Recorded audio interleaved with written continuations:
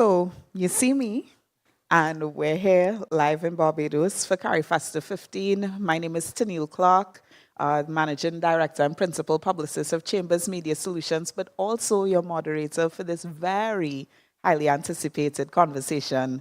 It's all about boundaries, burnout, and being a creative beyond the canvas, the artist's well-being and status of the artist. And this is, of course, a part of the Big Conversation series. And we're absolutely thrilled that these conversations continue under the astute and forward-thinking leadership of Prime Minister Mia Mottley, who has demonstrated an unwavering commitment to innovation, imagination, and identity that lays the foundation for realizing regional futures. You know, we often say that artists are the ones that hold culture in their hands, who give shape to stories, our sorrows, and our joys. But I want us today to ask ourselves one question: who holds the artist? Because across the Caribbean and the wider global south, creatives give so much of themselves, their vision, their passion, their labor, their hearts, and it's often done without the safety net that other workers take for granted: health insurance, pensions, mental health support, or even simple downtime to rest. And creative labor is often invisible, undervalued, and yet it is still the marching foundation of our cultural sustainability. This conversation, I want us to think about things differently, to see wellness not just as this esoteric luxury, but fundamentally as a public good, to ask ourselves what legal, economic, spiritual, and emotional infrastructures do we need to dignify and protect artistic lives? And how do we care for the people who care for our culture? And our panel today brings us together with voices who have lived this reality, who advocate consistently for better systems, and whose imagined futures of dignity for artists. And together, I'm hoping that we'll explore the personal, the systemic, and the visionary. So let's begin by introducing our panel for today. To my right, I have Dr. Marielle Barrow, who is actually the coordinator of the Big Conversation series. So Marielle, thank you so much for joining us here today. I know that you are extremely busy, so we're deeply grateful for this surprise appearance. To Marielle's left, we actually have Justin Pollion, born and raised in Bridgetown, Barbados. I mean, you're among us here, Trinis here today, but it's all right, it's all Caribbean love. Yeah. Justin actually graduated from the Lodge School in 2008. He studied ballet for 1 year at the Louise Woodvine Dance Academy. He has worked with Of Another Nature, which is a contemporary dance company that received the National Arts Awards for Outstanding Choreography and Performance.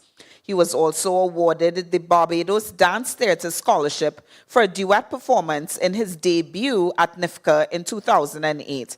He's also gone on to be accepted in the School of Toronto Dance Theatre, and since has been honored to work with international choreographers such as Massimo Agostinelli, Kate Alton, Paul-Andre Fortier, Danny Grossman, Christopher House, James Kudelka, Coralie McLaren, Julia Sasso, and Daryl Tracy.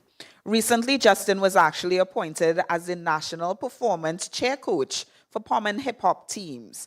Justin is excited, and he speaks about it consistently, about broadening the horizons in the dance fraternity, and he's also looking forward to the opportunity to share his passion with audiences such as yourselves right here in the auditorium, as well as online at CARIFESTA TV. And last, but certainly not least, we have Malini Joseph. Malini is the fund coordinator at the Caribbean Development Bank's Cultural and Creative Industries Innovation Fund, also known as the CIIF. She is a multidisciplinary creative who has been an active member of numerous performing arts groups and touring contingents for over 20 years. And you know, we come in to ask you to sing a little thing for we in a little bit, right? Right back at you. Malini is also a graduate of the University of the West Indies, St. Augustine, and the Center for Cultural Policy, University of Warwick. And she's also held various developmental, teaching, and administrative roles in the service of the cultural and creative industries, including literary arts, visual and performing arts, and fashion for approximately 15 years. And this is across public, private, and nonprofit sectors. Her ongoing PhD Cultural Studies research at the University of the West Indies, St. Augustine, explores the organization of creativity through ecologies and the value of creative networks and its intermediaries. So I am so deeply grateful to welcome each of you to this panel today. And, this conversation, we in the living room, we chilling, we talking, we having a good conversation, but we doing it with purpose and intention. So this session is designed to be conversational rather than prescriptive. But I really want us to get into the conversation about burnout, because it's something that I think that we all can identify with at some point in our careers, whether, we do creativity on a small scale or it's a bigger part of our lives and livelihood. So let's begin by grounding the conversation in lived experience, because the truth of the matter is that the pace of life and the toll of creative burnout doesn't often become evident until the pain is at an advanced stage. Not so? Exactly. And I feel like artists carry the weight of culture, but too often their own well-being is left unattended. So I want to start by asking about invisible care and visible culture. Dr. Barrow, we'll start with you, because we often say that artists take care of culture, but who takes care of the artist? Who takes care of you? And what are the most urgent gaps in support systems for creatives in the Caribbean? And how do we begin to close them? So I want to start on a really personal level in that I think one of the first things that I learned is that my art cares for me. Wow. And if I don't do my art, I'm not my whole self. So I think that it's important to remember that, yes, your art is supposed to feed you on one level. But then, as we heard from Jawara Aline this morning, you have to have the art that feeds you, and you have to have the art that feeds you spiritually and emotionally. And that is a space where you blossom and you thrive, and your soul finds its voice, and you are able to refresh and restore. But let's say on another level, it's also important to understand yourself and what are your identifiers of burnout. And for me, because I'm not I'm not an extremist in certain ways, the signals are very, very subtle. So I stop eating, or I don't eat on time, or I don't eat healthy meals. I get quiet. They're very subtle signals. And unless you know me very, very well, and unless I know myself very, very well, I would not even recognize the signals. And I've learned through therapy, and I'm not going to say it, I'm going to say it unabashedly, right? That I have to look for those signals and say to myself to stop. And then I also have to recognize that burnout and that depression and that whatever else is a sickness that takes time to heal. So I then need to, if I get to that point, I then have to give myself that 2 weeks or that 3 weeks or whatever to get better. It's not that you pressure yourself more and say, well, I should be doing this and I shouldn't be doing that. Because for me, I would get up at 5 o'clock in the morning, do 2 hours of writing or publishing my journal or whatever, and then go to work and then do. And so when I wasn't able to get up at 5 o'clock and do that pre-2-hour work, I thought to myself, oh my God, you're failing, right? And so I think the self-judgment is harsh, and I do think that is where we need to start. Now, I forgot the whole question because there was something else I wanted to say, but how do we begin to close the gap? I think community is so critical. And for one, I live in the US now. And, so I'm part of the diaspora. I live in a suburban landscape where, unlike some other areas of the US, there aren't a whole heap of Caribbean people. Mm-hmm. But even more so than that, there aren't a whole heap of Caribbean kind of lifestyle, arts, activities and so on. And so that's a gap for me. And everybody's gap is going to look a little bit different. But I think there's some key things: community, faith, and there's community in terms of the social community, and then there's also your work community, right? The people that inspire you, the people that understand you. Because, some people look at me and say, well, Mara, just get a job now. I say, you know me? You could not know me, right? Creativity is a job. But That's a part of the conversation we're going to have in this living room today. yeah, I mean, you can't just tell me go and get a job. So I studied for like 40 years almost to just go and get a job. Oh, Maria, you could do administration. Excuse me? You didn't really just call my name. So, you have to be in community who, people who recognize that you have a vocation and you have a calling, and that calling may not make you a whole heap of money, as my mother rightly said. She's like, well, she didn't make a lot of money, but, she did good in society, right? And you know what? Maybe we need to be good with that. I don't know. Yeah. Different kind of wealth, right? Yeah. I'll stop there. I feel like the only person on this stage that probably travel more than me is Justin. I mean, Justin has been everywhere from Barbados to Germany to Spain. Like, weren't you in Lion King? In a Lion King, it's actually really, really incredible what he has been able to achieve. But I also know that the creative work that you do is incredibly demanding. And much of it, the mentoring, the community building, the caregiving, it's a lot of unseen work. Even if, sometimes it's difficult to admit to yourself, we know the realities of the profound work that we do in the trenches. How do we make this hidden labor visible and recognized as a legitimate work that deserves support? Because, look, Mariel just said, people are telling her to get a job. That's true. Which is... And it's funny because my story starts, interestingly, I started dancing really late. I started at age 17, as opposed to the 3-year-old kid in ballet class or jazz class from tiny. So I started really late, and I remember after CXC, I had figured out dance was what I wanted to do. Clearly the stages where I clearly belong and felt welcomed and most comfortable. I remember then going to Canada to study at School of Toronto Dance Theatre. The question I got often was, what is your backup plan? And when hearing that about her mom's story, about, Triggered. you're not gonna make any more money. And my mom is here; she probably agrees, because before that I was studying aviation, which is a completely flip story. I mean, flying, but... I know, right? But in a different Just way. in different ways.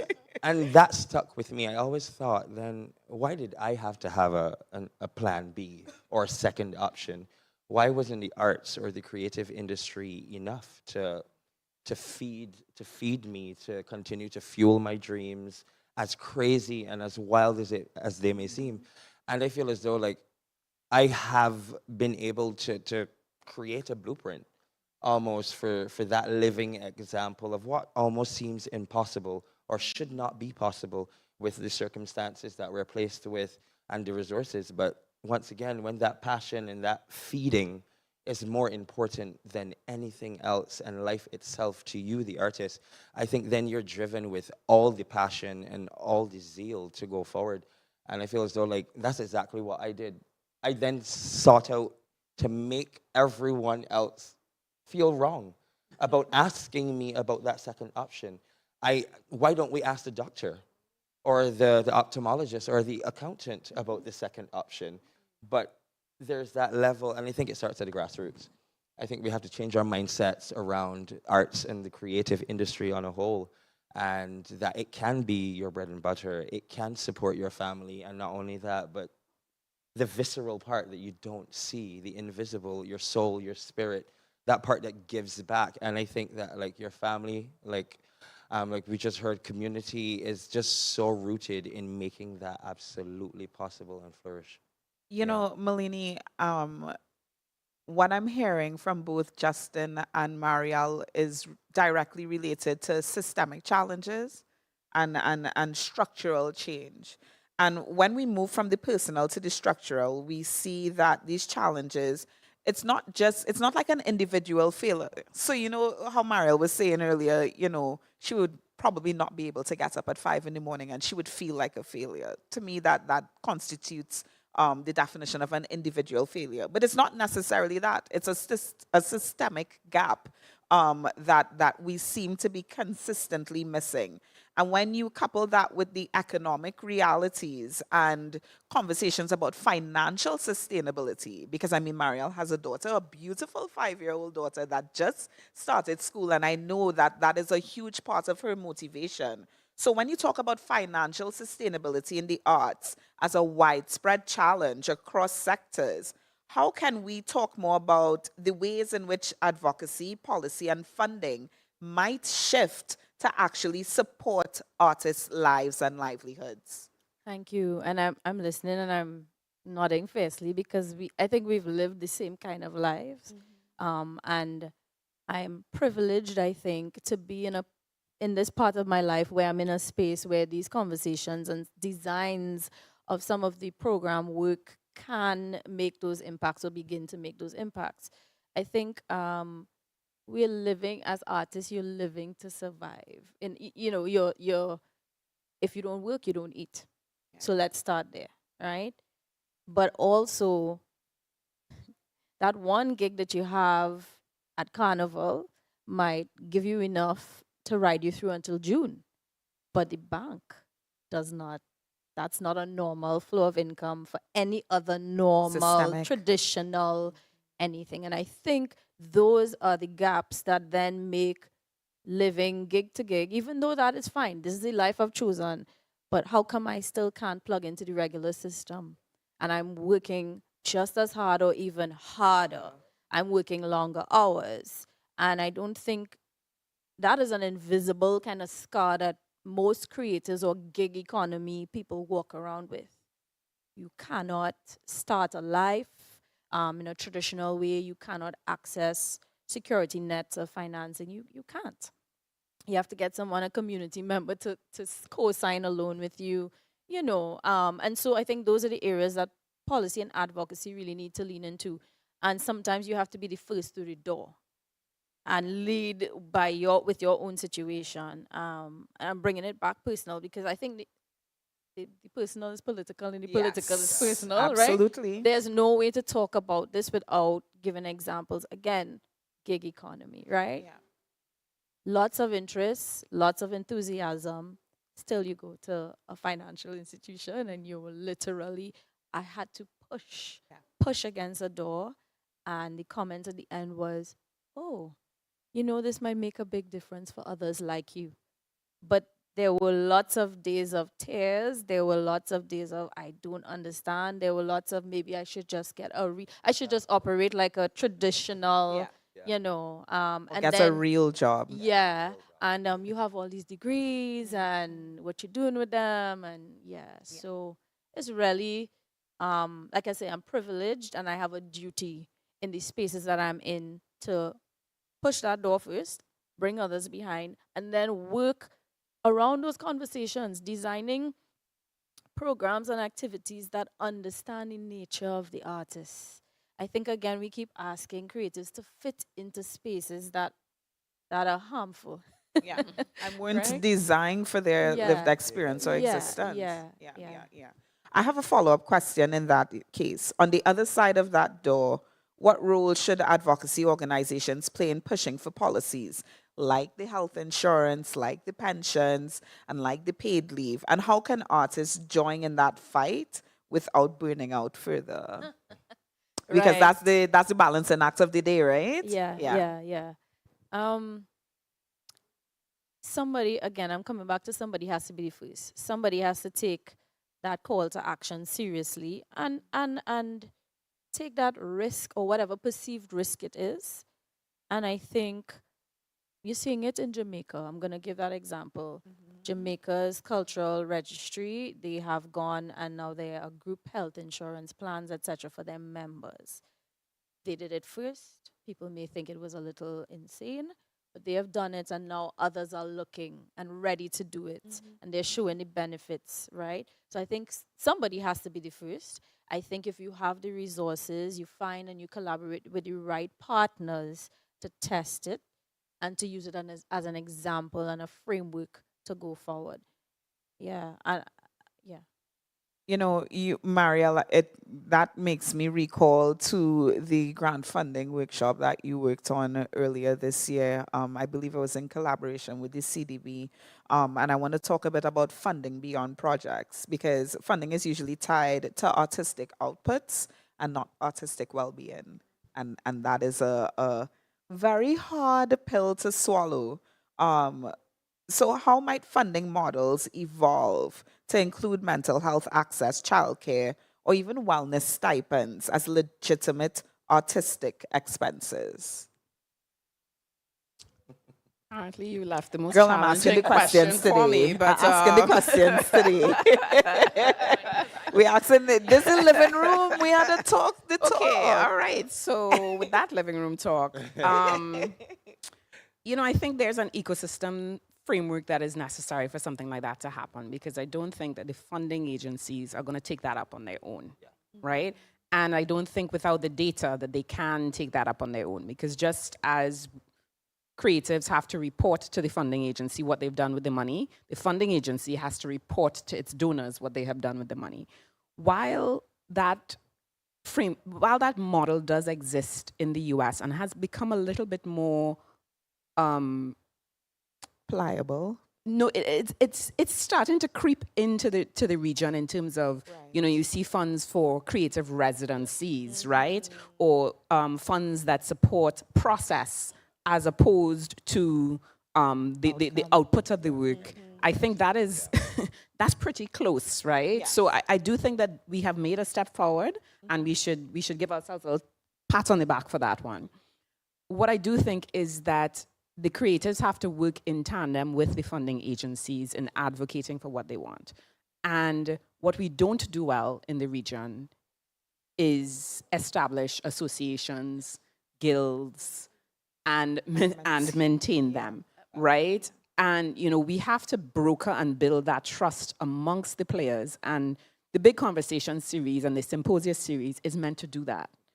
And, you know, funnily enough, I spoke to one of the dancers who was on the dance panel, and he said to me, you know, we never actually got together and had that conversation. So to answer your question, it starts with us having the conversations, reflecting on our journeys, reflecting on our needs, reflecting on the ways in which these things have manifested in various ways, and then coming up with a framework to address it. And you know, I always have my frameworks, right? Yes. Okay, so I have a Caribbean wellness stack ready for you all.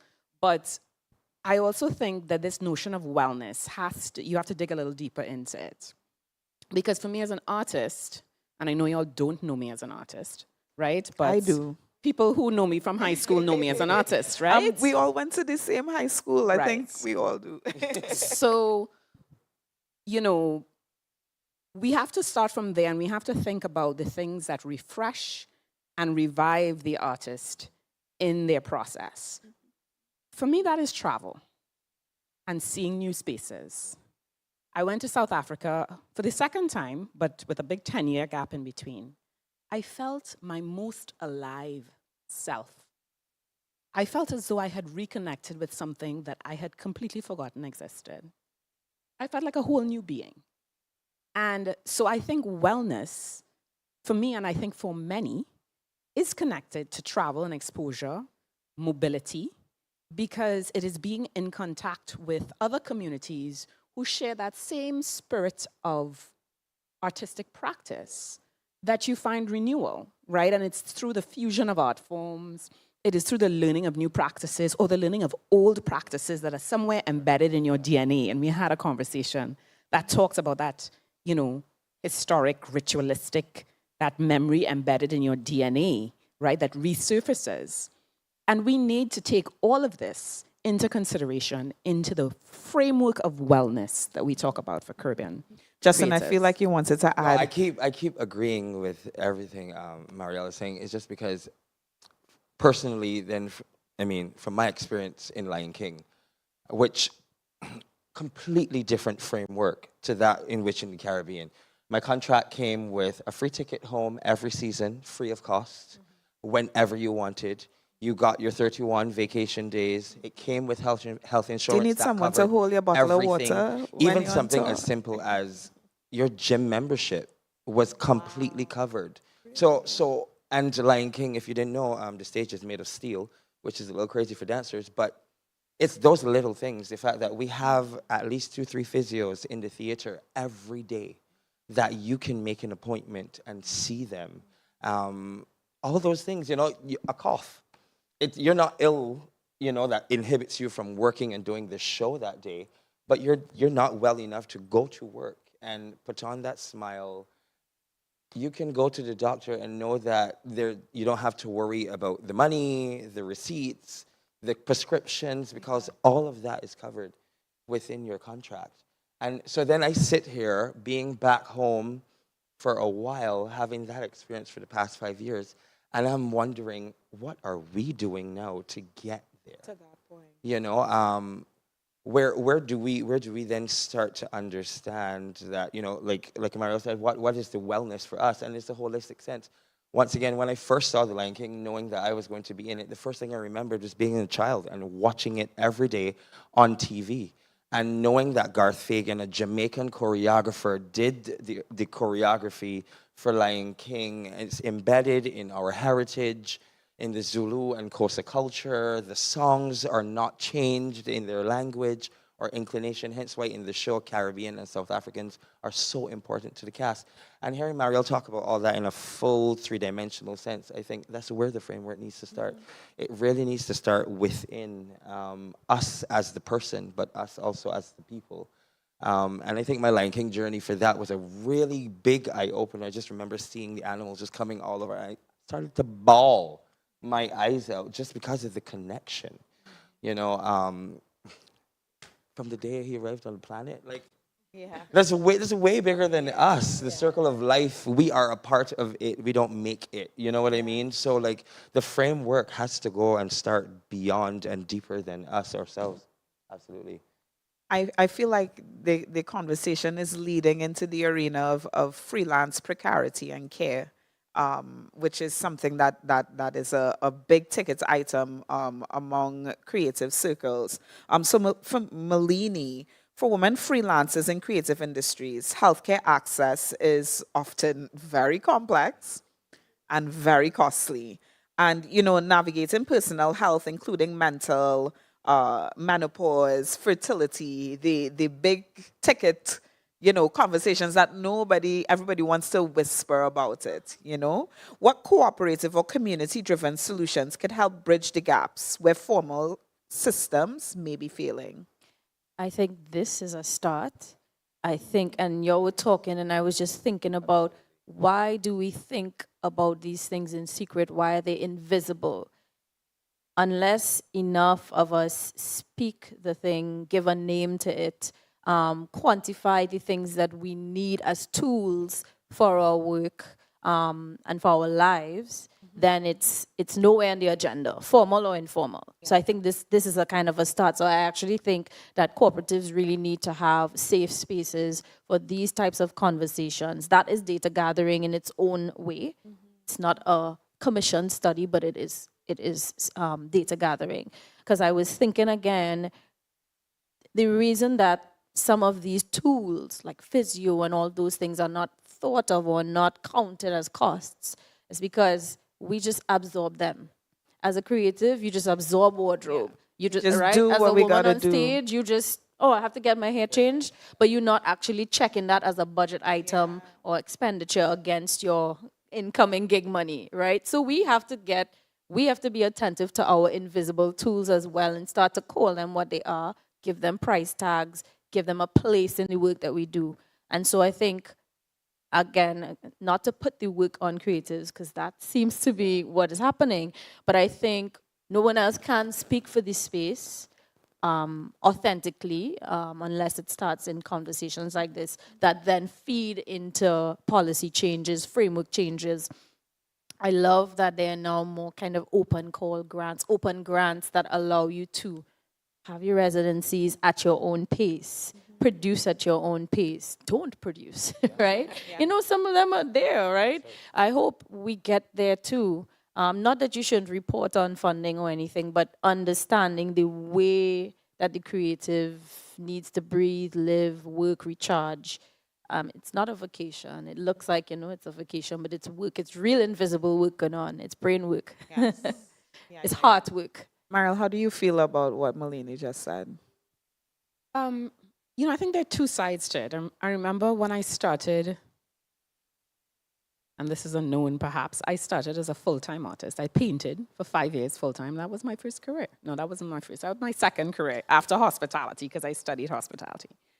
And I went over to an artist in Tobago, and I went to Leroy Clark's house, right? Because apprenticeship is also part of this wellness framework, right? And so I apprenticed myself in some fashion or form to artists whose work I had some kind of interest in. And both of them said to me, you have to have the discipline, right? You get up, and at 9 a.m., you paint or you study, but you do the work between 9 to 5. What does that discipline do? It actually does allow for balance, right? And so while I am in full agreement of elevating process, I don't believe that that is distinct from discipline. And I want to, you know, even if your discipline may look different, maybe you work all night, all right? It's not for me to judge. But that discipline must be there, and that discipline must also include stopping and resting. Can I come in here? I actually of wanted to. course. So this is again the personal and political. Again, when you don't feed the creative side, right? It comes like a monster. It comes without balance. And so when I'm finished my desk job, work, and all of a sudden my paintbrushes are calling, I am not sleeping. And so who am I? I'm doing a disservice. I have no boundaries or discipline in the thing. And then it all becomes one muddled mess. Right. And so there is a place for discipline. As much as it doesn't seem to match our natural rhythm of doing things, it will help our overall well-being if somewhere in that, even if it is okay, you go for 2-3 days and you ain't sleep, okay, give yourself for 2 days off, no man. You know, like you deserve that too. You deserve that too. So, you know, but I also wanted to share a story of a Haitian artist who I met. Brilliant, brilliant, brilliant mind. Well-known, international. Would go away, paint, perform in the greatest biennials, and then will come home and will be depressed. And I mean like depressed as in not do anything for weeks, not function as a normal human being for weeks. And I'm not going to call names, but he shared that with me because the community could not sustain the richness of the experience of his travel. And I just want to leave that there, right? I'll leave that there for a moment. Justin, what are you thinking? I was know trying you're to thinking avoid it. I was trying to avoid it as much as possible. right there. Right there. It's funny. I feel as though like that literally sounds like a version of me. I left Lion King at the end of 2024. I felt as though I needed a break, a refresh, just a time out. I missed home. I missed my family and friends, you know, living far away with no one. You don't, I mean, I speak Spanish now, but like, you know, it's a foreign land. You don't speak the foreign language. language. You don't have the friends. or Wait, the you support learned how system. to speak Spanish? Sí, un poco claro. Yo hablo en español. Sí. But yeah, and I just remember coming back home and being excited to come back home. But then when I actually did get back, I stayed in my room in the dark for days. And that was not too long ago.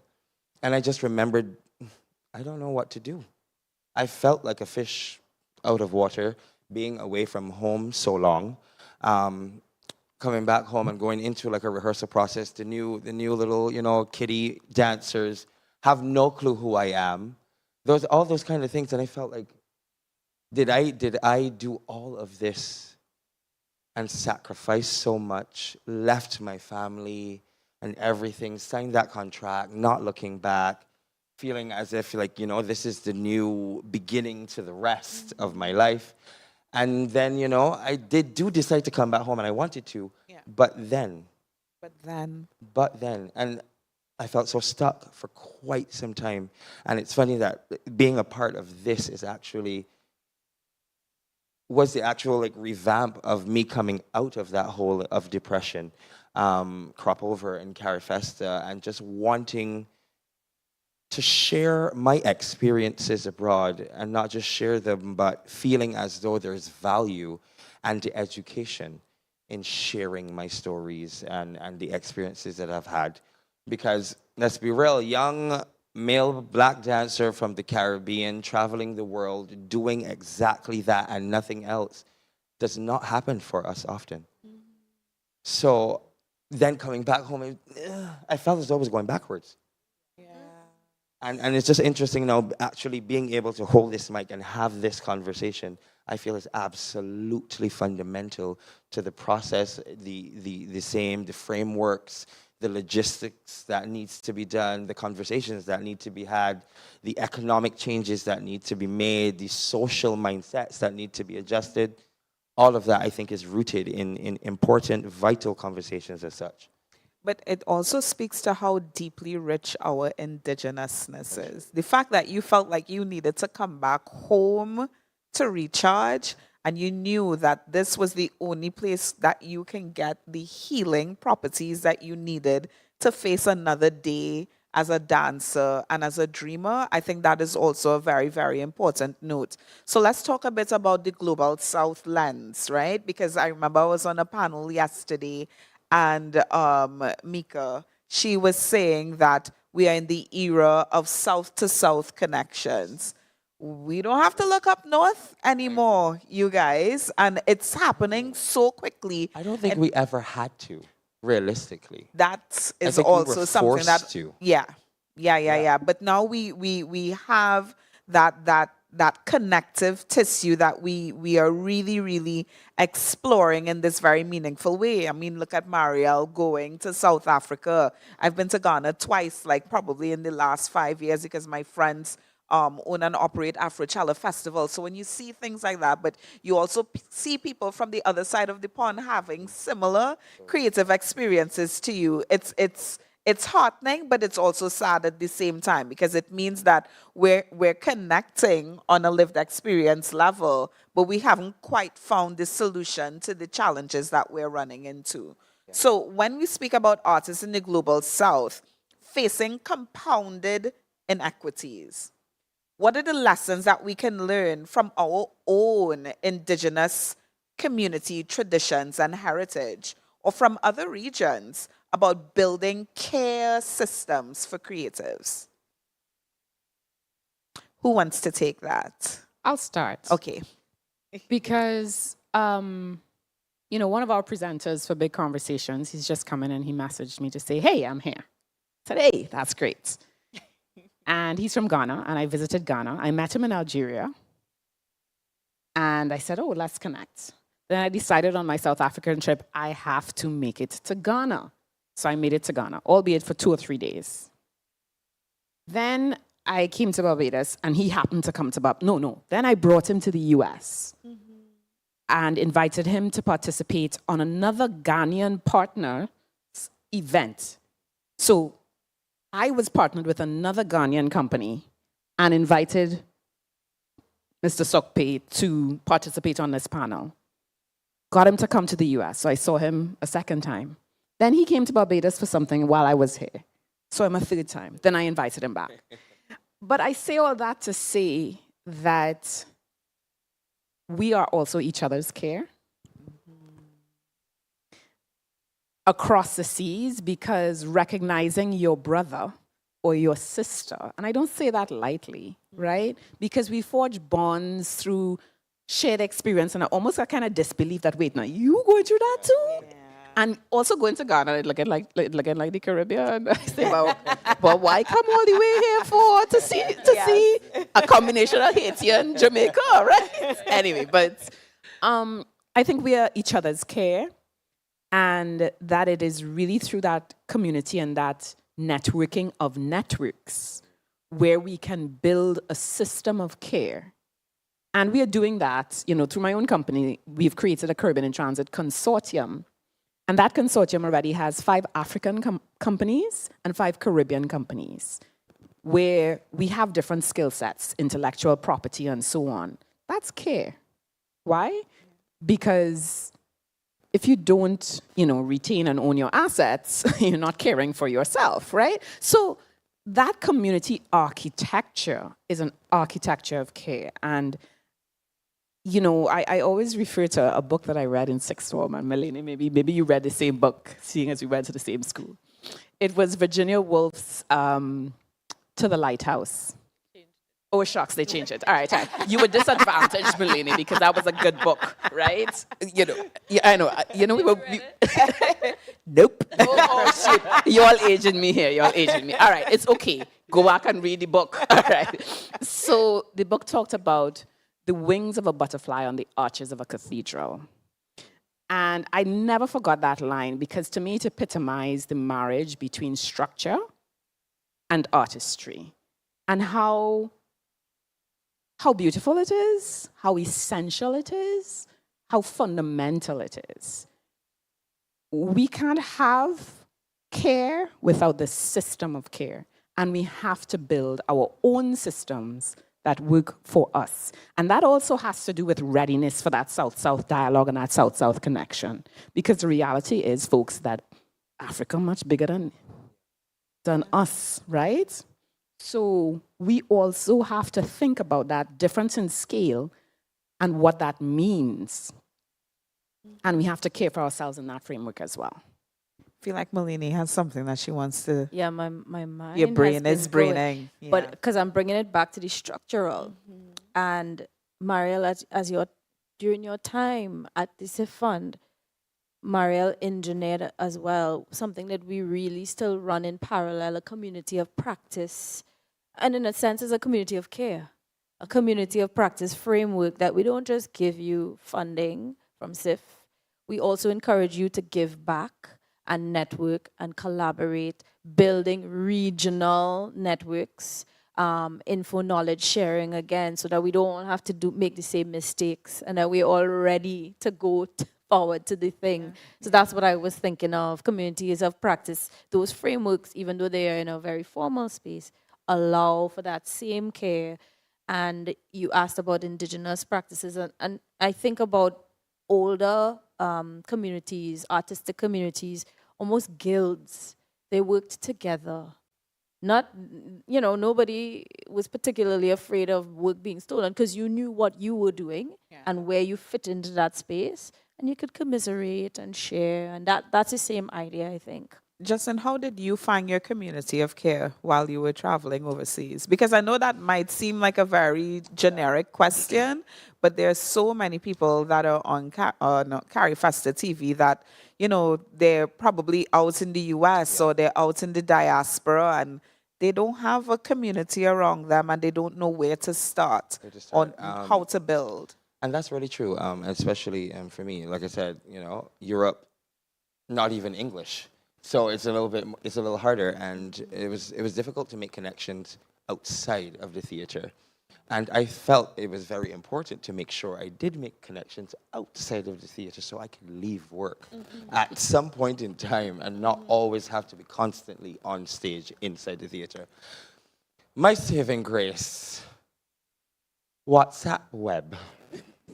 A WhatsApp video call saved my life and my existence within the space. I think that was my care. My mom and I had this thing every morning, that no matter what time I woke or she would wake, we needed to have a conversation to just check in on me and just how are you doing, and check in on the family at home. And then ever so often, my friends never know how to call or message before they show up or turn up. So many a time I would be having conversations with my mom, and 2 or 3 of them end up popping in the scene. And then the 20-minute conversation turns into an hour. And then my day already feel so much better no matter what may come or what may have been possible.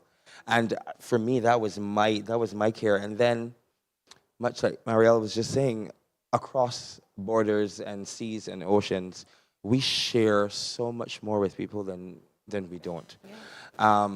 And being one of the very few Caribbean and then English-speaking Caribbean persons in the cast, I then was forced to connect with like the Africans within the cast because they were the closest things to home, to what I knew familiar. So even to come over to my apartment and cook food and to have a rum and coke because the Africans love a glass of alcohol. You know, so like right away I could relate. And when they're coming, they're not coming with one bottle, they're coming with two. So the evening now turns into a weekend.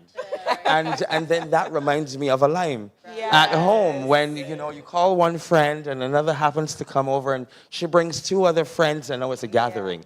And it was little moments like that, I thought, that really definitely helped keep the care alive. And it's funny because I don't feel as though they ever knew.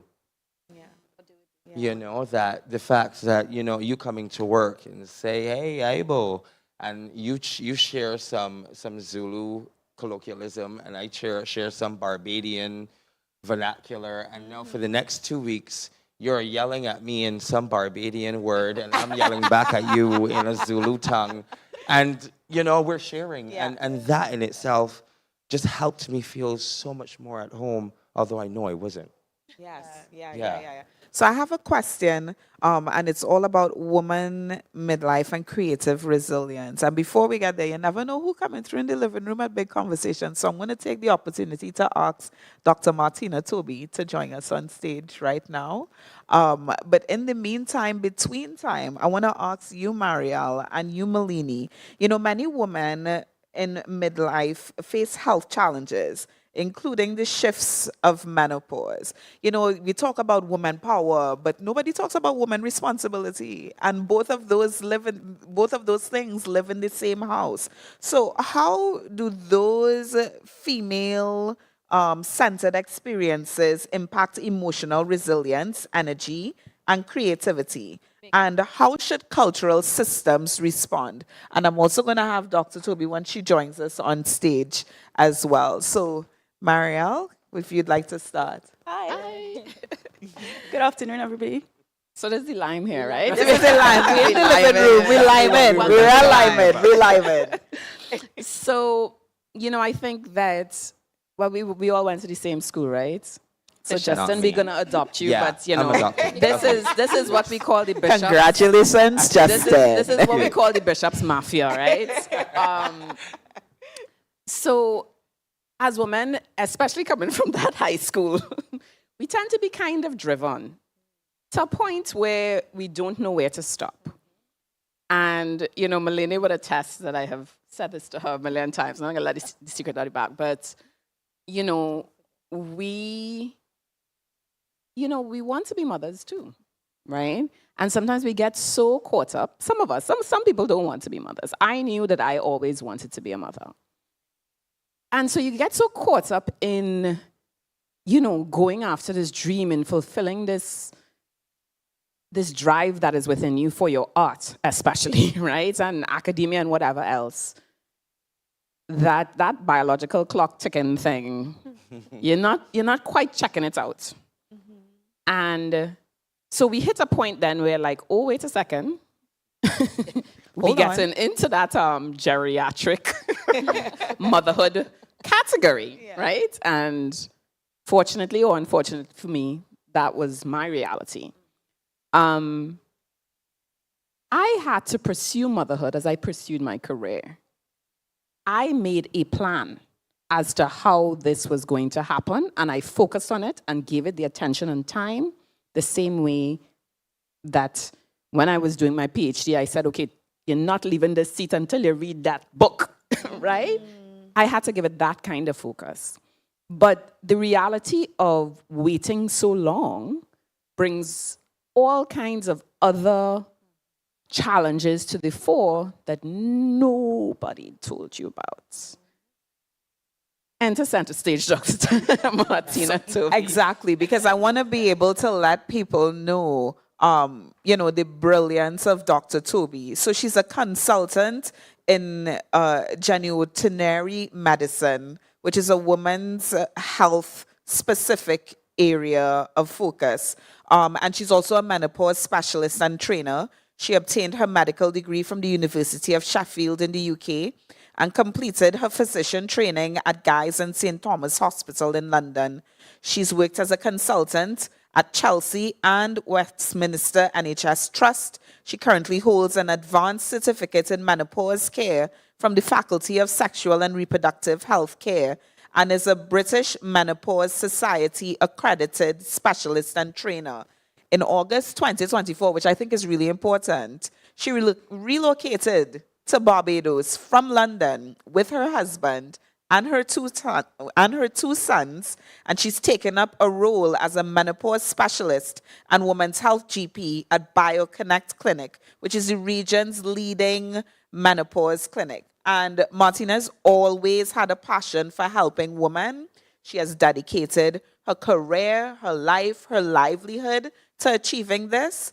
And even in her free time, she runs menopause outreach sessions throughout the Barbadian community. And I'm so happy that you're able to join us, not just as a mother and an accomplished professional, but someone that understands the work that needs to be done that gives social impact to the community that you're choosing to serve.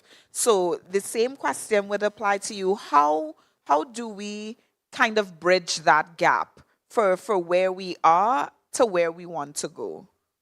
Sure. You make me sound a lot more important than I am. Can I just start with saying that I really resonate with what you said, Justin, about being back home and moving home to be amongst Caribbean people. It's just so nice. Like, I feel just so happy to be here. But to answer your question, how can we bridge that gap? I mean, I see so many women who are in their early 40s or late 30s, and as Marielle says, their biological clock is ticking. That they wish that they had this information before, that they didn't know that, their fertility will start to be compromised. They're going to be entering perimenopause and menopause, and some of them a lot earlier than they realized. And what needs to happen is we need to educate more. We need to let women know that, fertility is a ticking time bomb. There are tests that we can do early to make sure that, so that women know, okay, well, I have this much time left, or I don't have this much time left. And because that could obviously facilitate, well, they might want to plan their lives differently. I know it's difficult as artists to maybe make set plans, but as Marielle said, you could put things into place that might make things a little bit easier, like egg freezing or embryo freezing. So all of that is available in the Caribbean, which a lot of people don't know. And easy to access, but expensive. Yeah.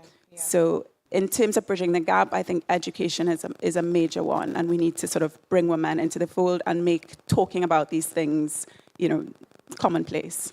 And Malini, from a policy framework standpoint, how do we bridge that gap between the knowing and the doing? That is the million-dollar question. Yes. Literally and figuratively.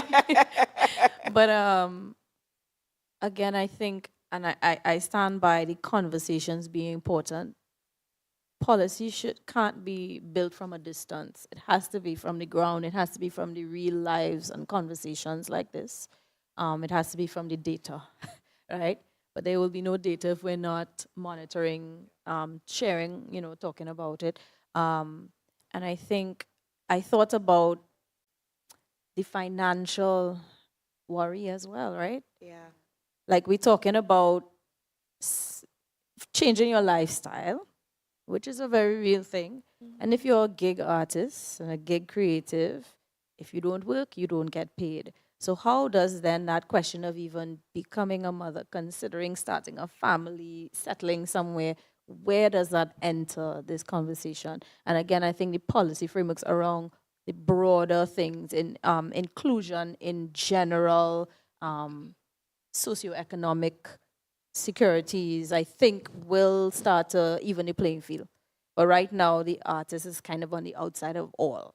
Yeah, yeah. So I think, yeah. And you know, the conversation about feminism in general, because this is a feminism conversation, right? But we talk about we talk about feminism, but we don't talk about men's role in feminism. So I'm very curious to also hear Justin's perspective in that regard. And it's funny. I mean, I have been hearing and seeing my female counterparts, struggle with this from school days. And teachers will always reiterate to the female dancers that, like, for instance, your menstrual cycle does not stop you from coming to school, does not stop you from taking class, does not stop you from training and doing the show. But then I would then have another experience with my sister, for example, who now on a morning, I would see when she's going through her cycle and has a bad cycle, is unable to completely leave her room. So then how am I a male teacher? And now me, even as the national chair coach and as a dancer, majority of my POM and hip hop girls, majority of the team are all female. And they're all teenage girls. How do I look at a 16-year-old girl who's having a bad day and tell her, well, you need to suck it up? The competition is tomorrow or next week. Like, do I have the place to do that as a male who really doesn't understand?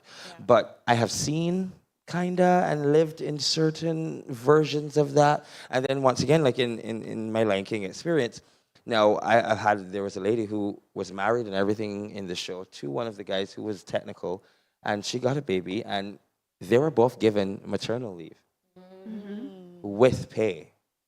For, like, she got 10 months, Wow. and I think he got like 6. So, and I guess those are then conversations that you need to ask in terms of the legal ramifications and the systemic work within.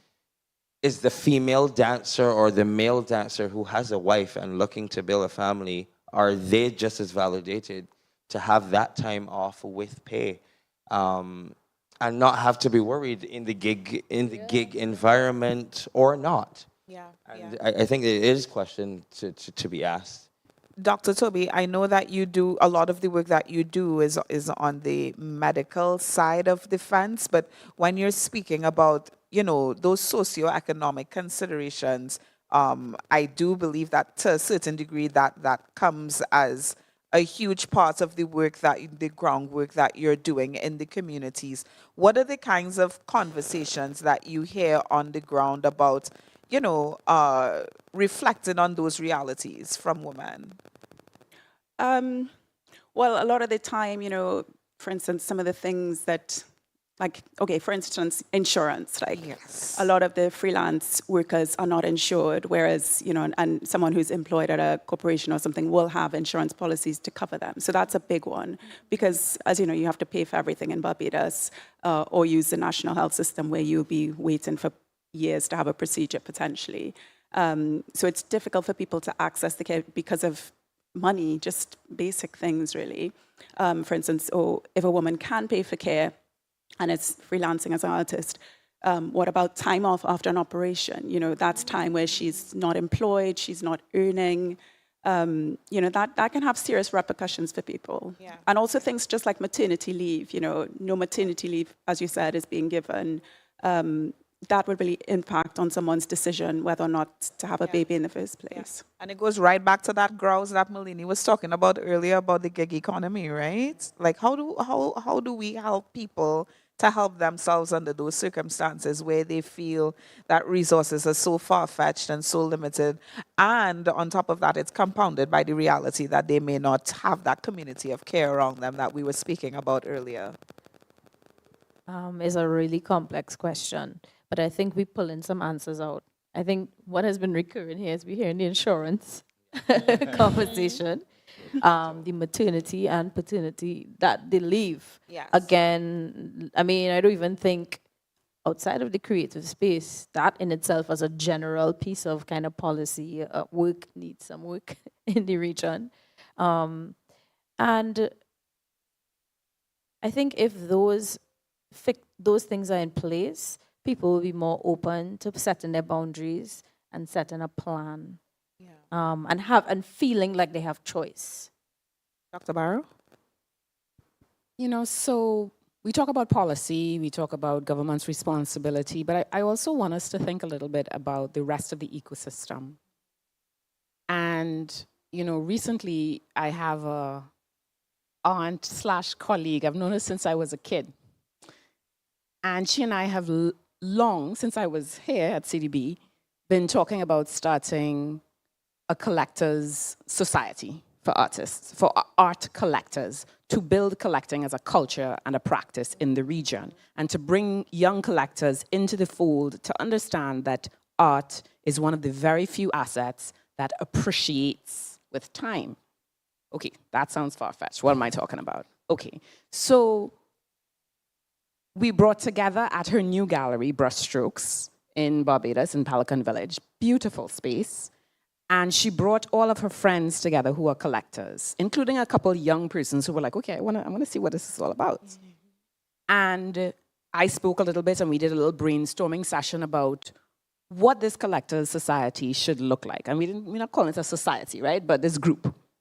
What should we be doing? And apart from classes and, you know, arts appreciation classes for them, collectively we decided, you know what, let's start a fund, our own little fund for artists, that we give them some money to do whatever it is they need to do, to travel, give them some money to do a class and whatnot. And those kinds of spaces are spaces where we can informally start the practices. And I think it is really, really important also because so many times if you do something from the government level down, you don't quite get it right.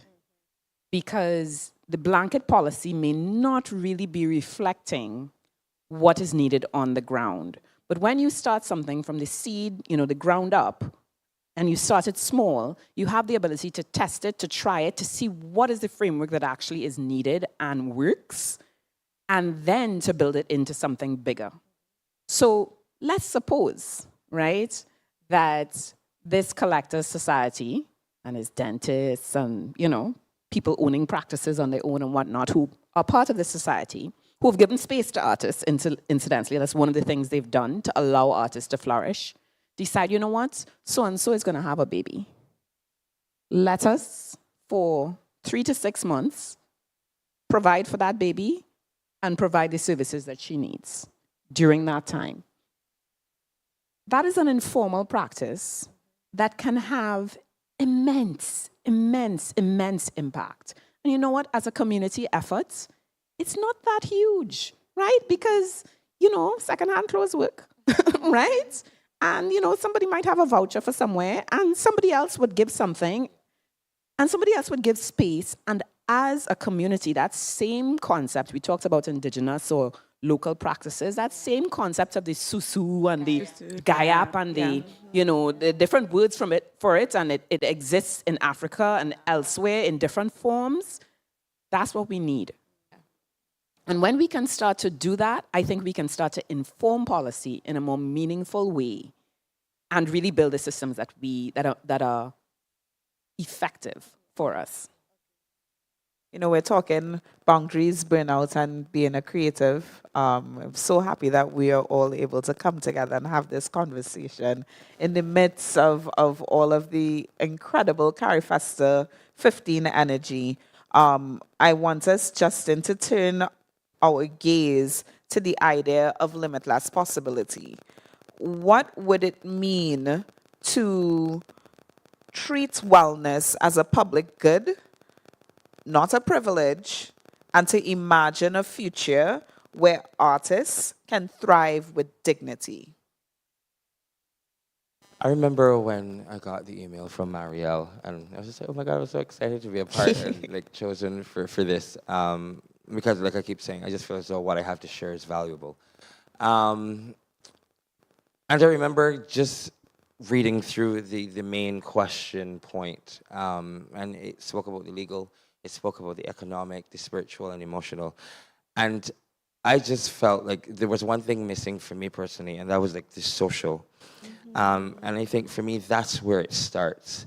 I think once again, we live in a Caribbean where dance and art is not seen as a full-time job, as simple. So hence, there's not the funding, there's not the support. I remember my first time when I was going to Toronto once again, writing to so many different places for grants and funding and la-di-da, because I started late, it's just me and my parents, and like they have no idea how this works either. Also being the first person from my family to have a tertiary education. So, like all of those things then really play a huge role in the outcome. And I think, like I said, it starts at the ground roots. I think we need to start to change minds that, I don't have to be only an academic, that your arts and your creativity can take you just as far, if not further, as long as your heart and your passions and your drives and determination, everything is within the right space and within the right direction. And I feel as though we just need more examples. Yes. I remember just also thinking, what if I had a me when I was 17? Someone to talk to and ask those questions, like, how do I get from here, being in Barbados and being talented and having an idea, to actually in that school working with teachers and choreographers who can give me the information that I need to take on the world. Yeah, yeah. Dr. Toby, when you're looking at well-being as a public good against the backdrop of family and cultural expectations, if we were to see wellness as this microcosm of public good and as a foundation for cultural sustainability, from your viewpoint, having done the work in the community, what policies or partnerships do you think we have to prioritize immediately to turn that principle into reality? That's a tricky one. I guess really you'd want to partner with people like, tertiary education, universities and things like that, so that people who are graduating in artistic spaces will have the information they need about wellness. Because wellness is not just health, physical health, it's mental health, it's emotional health, and all of that, as I said before, it just needs to come. People need to know about these things, and they really don't have that information available to them in the Caribbean, as I would like to see. And Dr. Barrow, beyond the spiritual and emotional dimensions and the economics and the policy, how does spirituality, community rituals, and cultural traditions provide healing and resilience for artists? As someone that has practiced art for a 5-year period and has now gone on to what I can only qualify to be a social impact executive, how does providing that healing and resilience for artists help? And how does those practices in turn become intentionally nurtured? Because you've been on both sides of the coin at this point. So your lived experience is quite broad and very, very helpful and enriching to this space for people that are looking for that kind of advice and guidance. Well, firstly, I would have to say that art is spiritual. For me, art is spirit. For me, it's spirit-led, it's spirit-infused, and it's a spiritual practice because it is really about getting into yourself and finding a different level of meaning and intentionality and being. So there's that. But I really think it comes back to community. I mean, we've said it all along the line.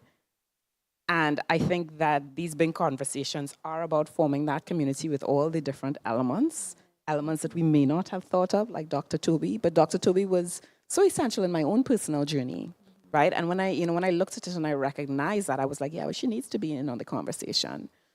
And I love what she said about speaking, partnering with universities.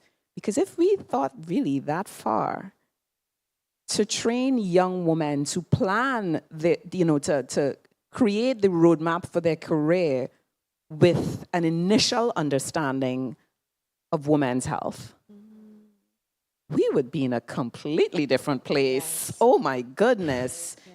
If we were actually to start, she said that and I was like, oh yeah, that's a missing part of the framework, right? So I think that, and Melania and I know this conversation a lot, right? Because, Marielle and transversality, right? My favorite word, right? So, people who know me know that I have some words: transversality, praxis. Right. But here comes the transversality again, right?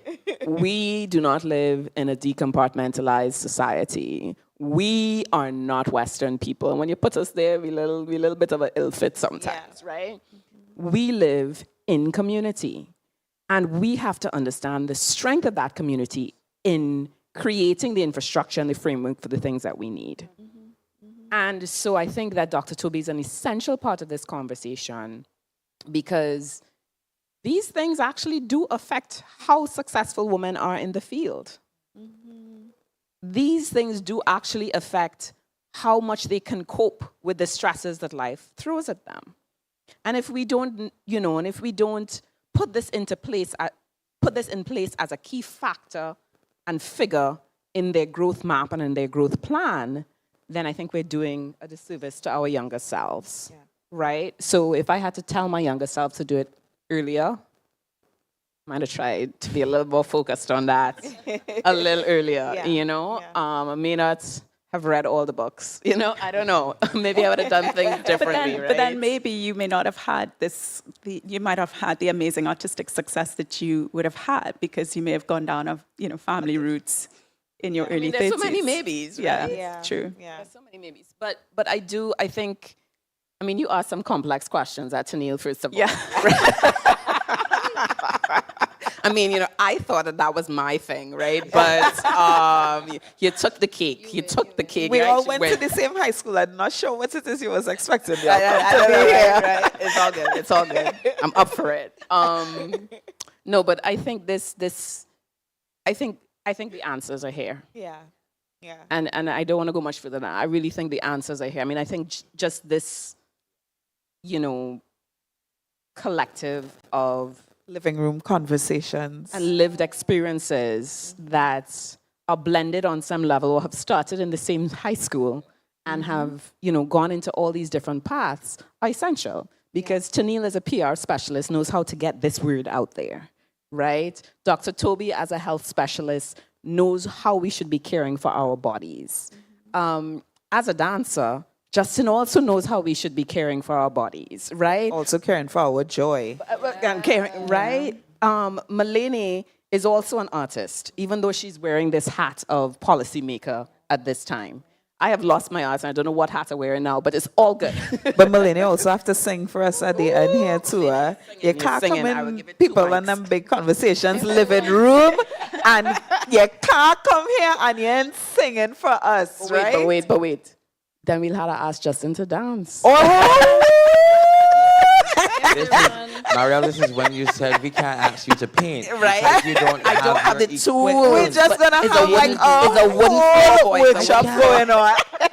I won't be All able to right, showcase I have my best one work. condition. Yes. One suggestion or condition. Okay. If we run the Carrie Festa jingle again, we can all join. Okay, in. so right, all I right, feel all like we can work that out with the tech team. I feel like that's a good trade-off. Let's start imagining a future of dignity, because at the center of boundaries, burnout, and being a creative, at the center of being a still life, real pain, at the center of wanting to be seen and to see others, we have to start imagining the future that we want, not for ourselves, because the reality is that we may not see it in our lifetime, but we have to see it for Dr. Barrow's daughter or Dr. Toby's sons, you know what I mean? So imagine we're in 2040. That's not that far.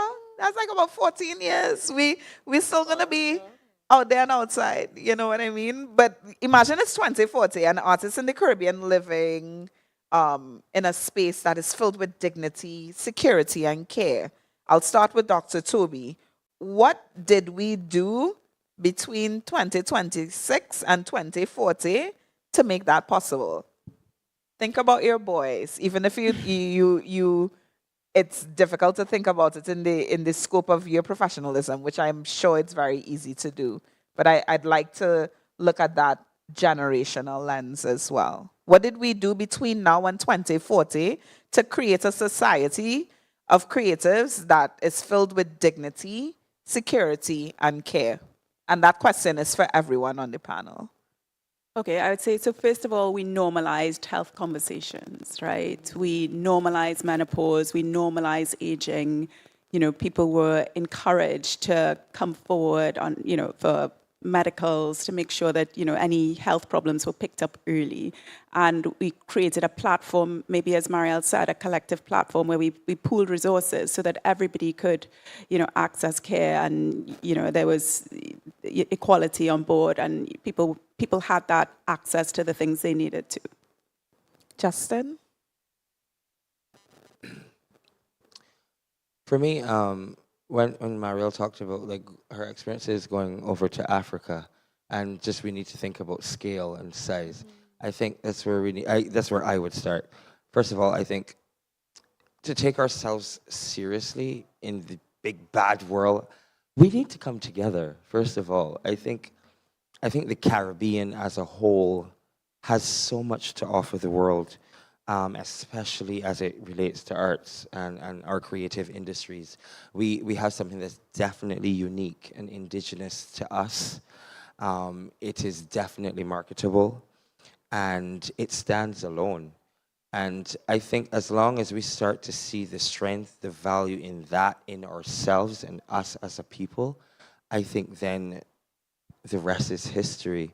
We just need to start to see the bigger picture, and believe that it is bigger than ourselves and it is achievable, although it may not seem tangible or reachable within reach at that point in time.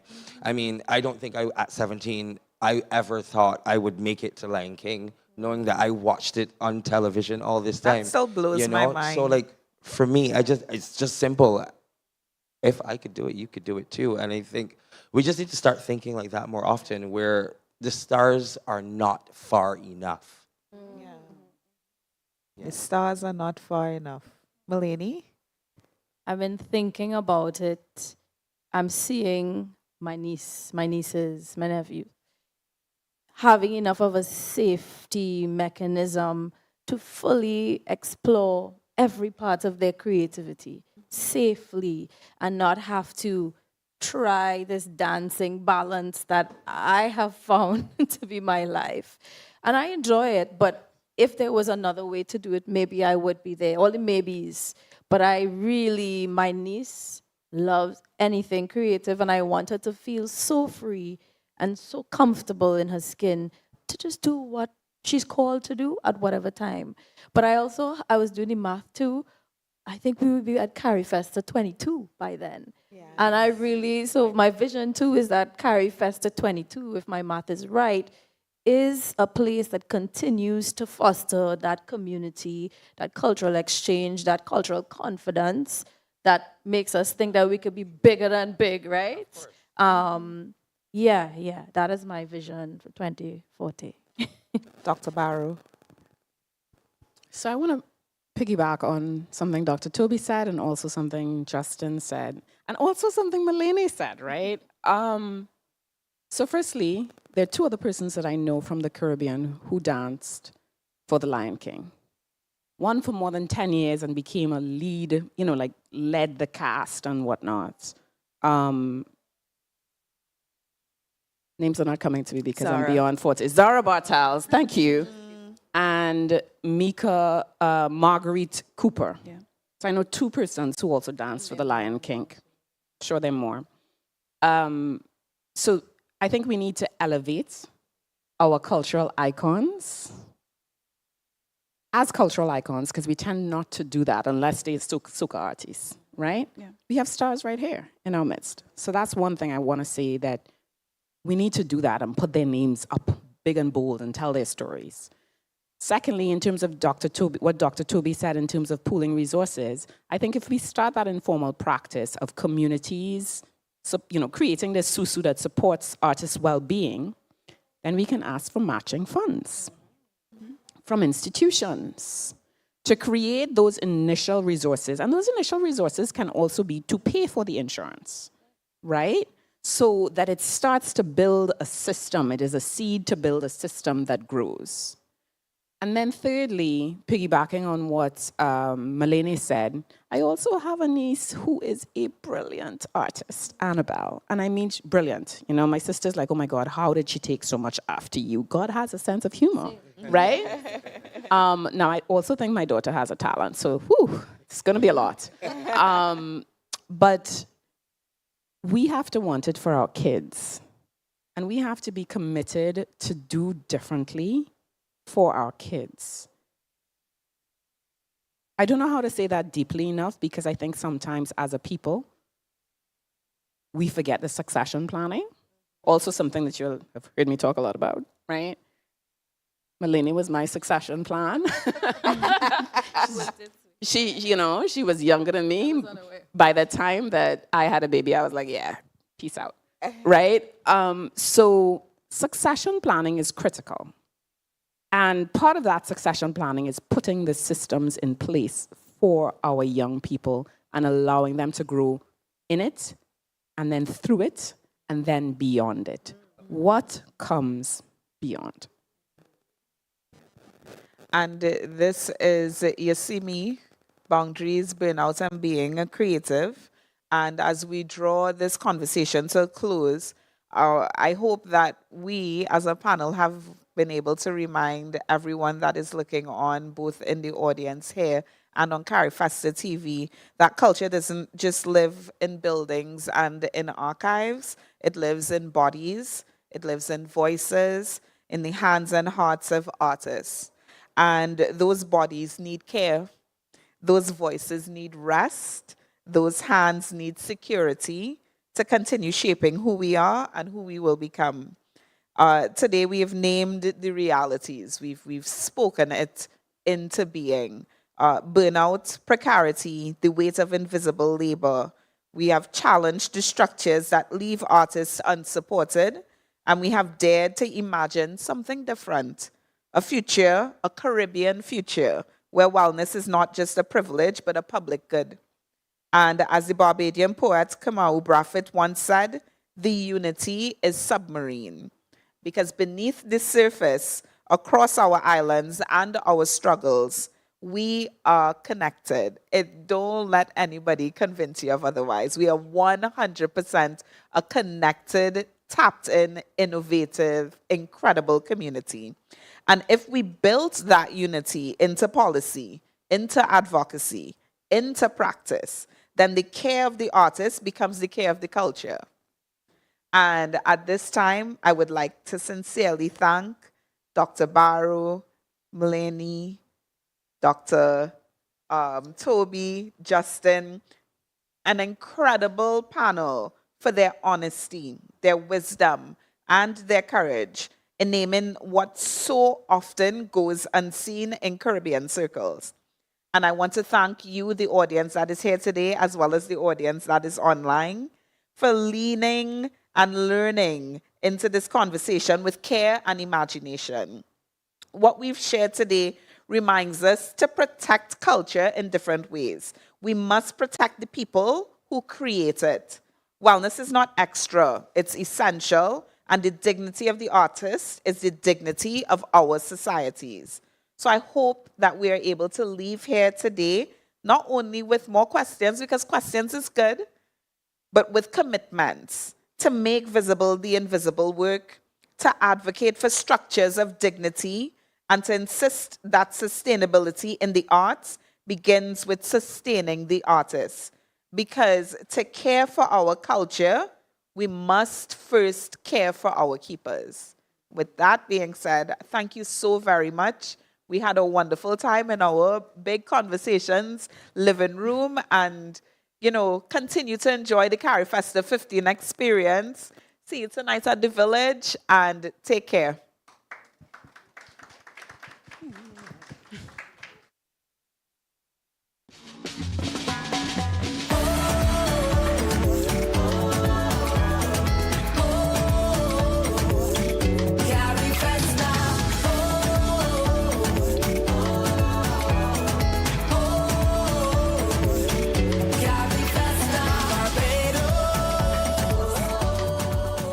manifest the gap.